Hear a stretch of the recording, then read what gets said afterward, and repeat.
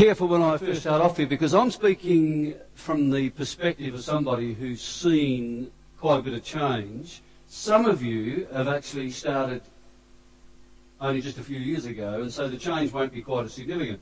One of the things that's actually been very marked in the last 30, 40 years is the growth of cynicism. We're very cynical these days about institutions, about leaders, about church, about anything that's traditionally been solid ground.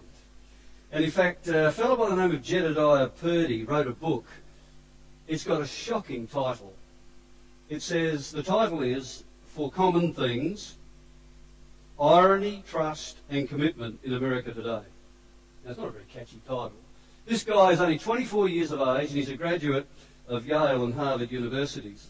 And here's what one of the critics wrote about this particular book. He said it's a precocious diatribe against a sort of media-savvy detachment that passes for intelligence and maturity. The ironic individual, Purdy writes, is a bit like Seinfeld without a script. At ease in banter, versed in illusion, and almost debilitatingly self-aware. In his opinion, that's Purdy's opinion, the price of such crippling cleverness is social stagnation and private emptiness. Now, you're going to stay with me tonight because we're going to say all sorts of things that if you're used to just a bit of kind of superficial, mindless banter, it'll go straight over your head. All right? Here's what this guy is saying. He's saying basically in this day and age it's become so cool to be cynical that it's almost impossible to be serious about anything, even those things that we need to be serious about. And that's one of the major changes that's taken place in my lifetime the last 30, 40 years. These days, we are kind of just got this mindless banter about things that are actually quite serious. Of public speech, for example, Purdy says this, it's become, in many cases, a ritualised contest of increasingly disembodied rhetoric. See that? That really hit me. Because you know what? When you listen to people like... remember the show was on a couple of years ago called The Panel? That's probably too old now. It was on about 3 years ago. All right? Or you got shows like The Chasers. Or you got shows on the ABC and a lot of our channels which are made up of all sorts of modern people who talk a whole lot of disembodied rhetoric about things that are serious, never coming to any conclusion, cynical about leaders, cynical about authority, cynical about life, get a laugh from everybody, get great ratings, and then we all go to bed. That may be the state of modern things, but the question that gets raised in all of this is where do we find hope in a world like that? I think it was Oscar Wilde who said this, a cynic is the person who knows the price of everything but the value of nothing. And I kind of get that feeling when I watch shows like The Chasers and these panel shows and these people on the ABC, and there's lots of rhetoric about all this serious stuff and nobody wants to take responsibility for it and help us find a way through it. It's like we know the price of everything, but we don't know the value of anything anymore. So where do we find hope in a culture like ours, a postmodern culture? I find it very, very interesting that things have shifted again in my lifetime. When I was a child, or when I was a boy, people, even who weren't Christians, went to church at least twice a year. Do you know when that was? Christmas and Easter. They don't do that anymore. What have become the two most sacred days on the Australian calendar? Anzac Day and Australia Day. That is it. Australia Day is all about our heritage. That is who we are as a people. That is about our identity. That is about what gives us a great sense of belonging. Anzac Day has actually become a spiritual day for the nation. It's where we derive our motivation, our pride, our integrity. And do you realise that about 25 years ago, there was a move to shut Anzac Day down? Some of you that are older will remember that. I can still see the headlines. You know, we are glorifying war, and it's not a good thing to be glorifying war and raising up children with this thing about, you know, glorifying the past. Today, last Saturday, we had a cold, wet, wintry day, and we had record crowds at every shrine in Adelaide. Today, people want to go to Anzac Cove in Gallipoli. Today, Anzac Day has become the touchstone for our spirituality, not church. And so the question remains, what's actually happened to our culture?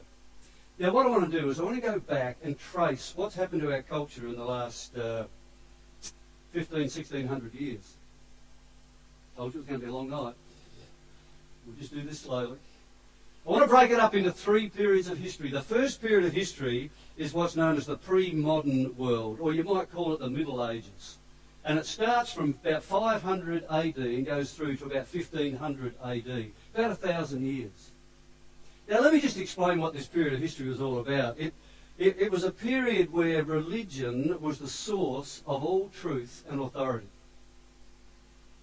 I mean, the Catholic Church steadily was growing in enormous power and authority.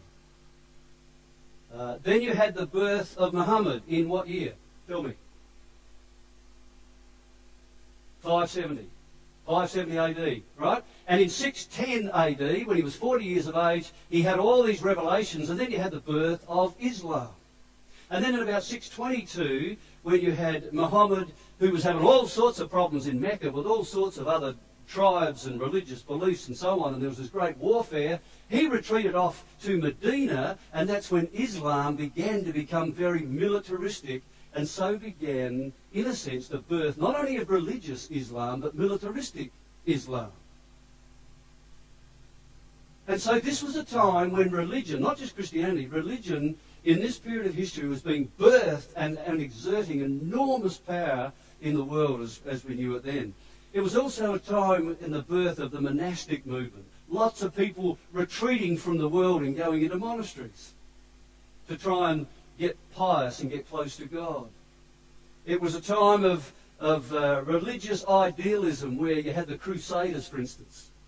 What century were they in, anybody? The Crusaders. About 900, about 1000 AD. And the Crusaders were people Protestants who went into Jerusalem to try and drive out the Muslims who had taken over the city of Jerusalem. So the Crusaders tried to recover, if you like, the spiritual ancestry of Christianity. And it was a very bloody and gruesome time of Protestant history, was the Crusaders. You had great thinkers like Thomas Aquinas and Thomas à Kempis. You had people like Joan of Arc. You had the Inquisitions. By the way, can anybody tell me what an Inquisition was in those days? What was it? You've heard about the Inquisitions. You know what they were? Let me tell you what they were. The Inquisition, and there were plenty of them, not just the Spanish Inquisitions, they were everywhere. The Inquisition was the use of torture where there was spiritual disobedience. Let me tell you, this was a tough time to disagree with the church. Although every now and then I wouldn't mind bringing back a bit of torture. I could think of a couple of old deacons I could whack on the rack, but nonetheless, the Inquisitions were a shocking time. You see, you've got to understand here, you've got a very powerful select group of religious people. People like me who were seen in the church as having all spiritual knowledge, all power, and people like you just sat there and you had no way of knowing the truth because it was bound up with people like me. And that's why over a period of time, both in Christianity and in other religions, it became a very difficult time for the ordinary person because they were slaves to people who had all the power. And that's why in around about 1350, John Wycliffe was born, and John Wycliffe saw the terrible abuses in the Catholic Church, and he had a desire to put a Bible in the hands of every man and woman and boy and girl that wanted to read it. You know how thankful we ought to be to people like John Wycliffe? That said, you shouldn't be at the mercy of people like me. You should be able to open the Bible and read it for yourself and find out about what God really says. And that's what John Wycliffe did. So here's this period of the pre-modern world.